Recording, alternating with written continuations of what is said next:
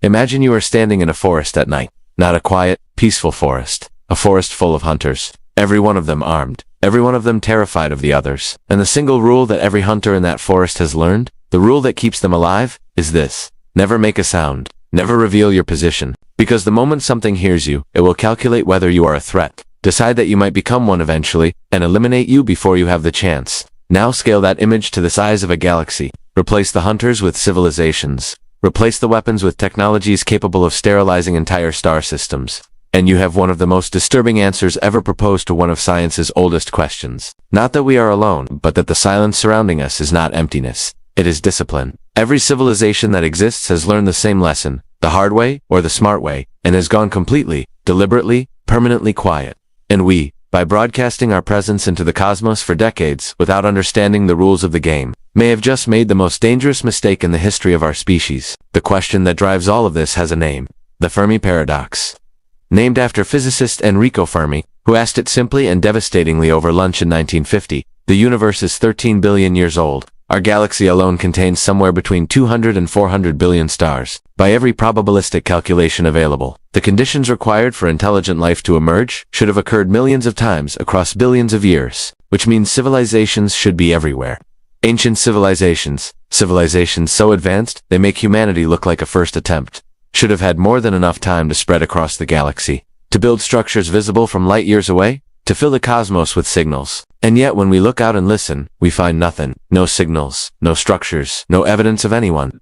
The silence is so complete, so uniform, so total, that it requires an explanation. And the explanations scientists have proposed range from sobering to genuinely terrifying. The most terrifying one has a name too, the dark forest. The concept gained its name from Chinese author Liu Cixin's science fiction trilogy. But the underlying logic predates the novel and has been taken seriously by physicists and game theorists for decades. The premise is built on two axioms that are very difficult to argue against. First, every civilization's primary drive is survival. Second, the resources required for survival are finite. From those two facts, a brutal chain of logic follows. You can never fully know another civilization's intentions. Even if they appear peaceful today, you cannot know what they will want in 100 years, or 1,000, or 1,000,000. And if they are more technologically advanced than you, their capacity to harm you is essentially unlimited, which means the only truly safe response to discovering another civilization is to eliminate it before it can eliminate you, not out of malice, out of cold, rational self-preservation. Every civilization that has survived long enough to become advanced has presumably reasoned through this same logic,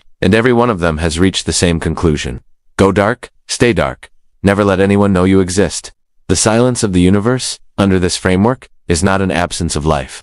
It is the sound of everyone hiding simultaneously. A galaxy full of civilizations, each one aware that others are out there. Each one terrified that revealing itself will trigger exactly the response it fears. All of them locked in a cosmic standoff where the first one to make a sound loses. And humanity, for the past several decades, has been broadcasting radio waves, television signals, radar pulses, and deliberate mathematical messages into space without knowing any of this. We have been the only creature in the dark forest making noise, waving a torch, announcing our location to everything that might be listening. Scientists who take the dark forest theory seriously describe this as potentially the most reckless thing our species has ever done. And we did it enthusiastically, proudly, as a symbol of our curiosity and openness. But the dark forest is not the only explanation for why they might be hiding. And the alternatives, in some ways, are even stranger. The second major framework is called the Interdict Hypothesis, and it begins from a completely different set of assumptions. Instead of a universe governed by mutual fear and preemptive violence, the Interdict Hypothesis proposes a universe governed by something more like deliberate restraint. The idea is that one or more advanced civilizations, recognizing the value of observing young, developing species in their natural state, have established what amounts to a quarantine around civilizations like ours, not a prison, a protected zone. A decision made by something far older and far more powerful than us, that Earth's development, exactly as it unfolds, without outside interference, is more valuable than whatever contact would produce. The logic is rooted in a principle any scientist would recognize. Observing something changes it. A civilization that knows it is being watched, that has access to the knowledge and values of an observer millions of years more advanced, would no longer be developing independently. It would be developing in the shadow of that knowledge. Everything it discovered, every problem it solved, every choice it made would be contaminated by the awareness that someone else had already been through this and knew the answers. The information Earth generates by developing on its own, without that contamination, might be uniquely valuable in a way that makes preserving our isolation the most rational choice an advanced civilization could make. They are hiding not because they fear us, because they are studying us, and our ignorance is the entire point. In February of 2025, a peer-reviewed paper published in the European Journal of Philosophy of Science made this argument in formal academic language, connecting the interdict hypothesis to what the author called the universal criterion of value for sufficiently advanced species. The paper argued that information, specifically the information produced by an independently developing civilization, is so rare and irreplaceable that the most advanced entities in the universe would have strong incentive to protect that development from interference, including, and especially, interference from themselves. And then there is the third explanation, the one that is the hardest to sit with. It is called the Planetarium Hypothesis, and it was first formally proposed as a resolution to the Fermi Paradox in academic literature in the early 2000s. Though the implications have been explored and expanded since, the hypothesis begins with the fact that most people never stop to interrogate. When we look out into space, we see what our instruments tell us is there. We see stars, galaxies, the cosmic microwave background radiation.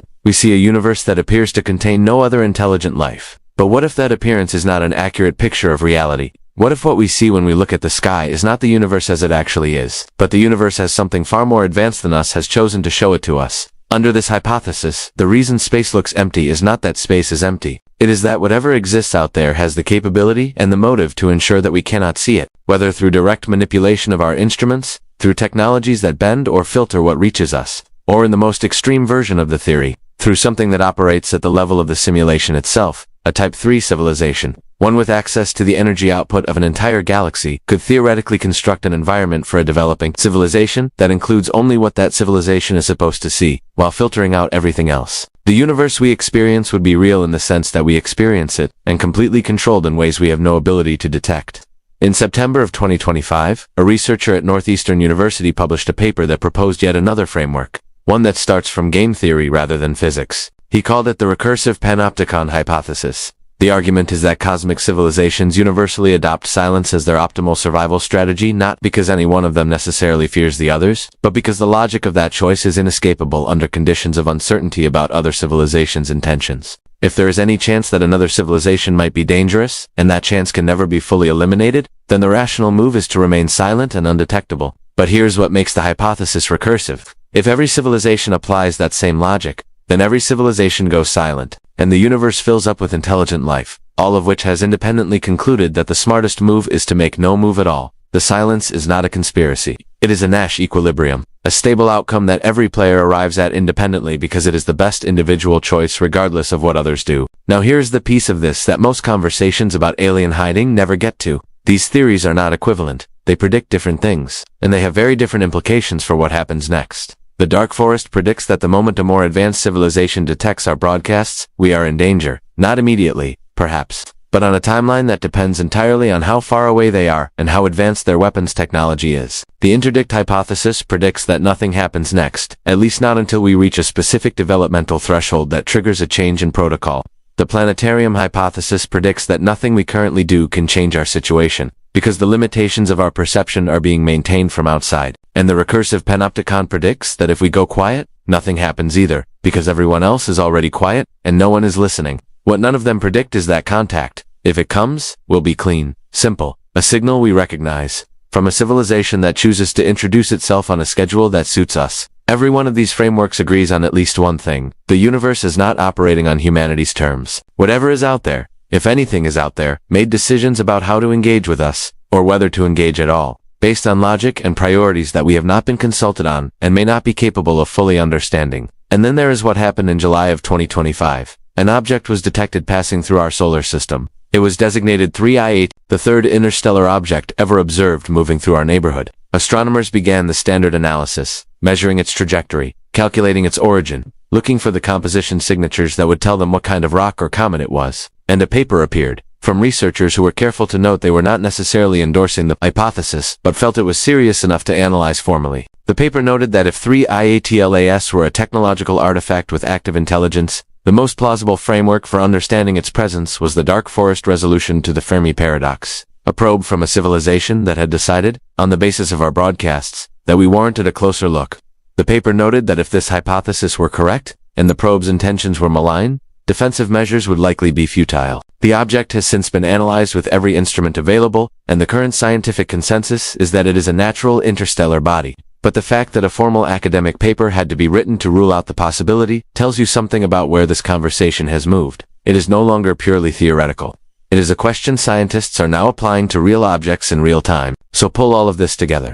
The universe is almost certainly old enough and large enough to contain civilizations billions of years more advanced than us. The silence around us is either because they are all hiding from each other in a cosmic arms race of fear, or because we are being deliberately protected by something that decided our development was worth preserving in isolation, or because what we see when we look at space is exactly what we are supposed to see, no more and no less. Or because every form of intelligence that has ever reached a sufficient level of development has independently concluded that the only smart move is to stay absolutely quiet and wait. Any one of these explanations, if true, carries implications that fundamentally change what humanity is and what our place in the universe actually looks like. And none of them are comfortable. None of them end with the message we have been hoping to receive. The friendly hello from across the stars that we assumed, somewhere in the back of our minds, was just a matter of time. Because if any of these frameworks are correct, the silence was never indifference. It was a choice, made by something that knows we are here, has known for some time, and has its own reasons for staying quiet. The only question we cannot answer is which reason it is, and whether the answer to that question is something we actually want to know.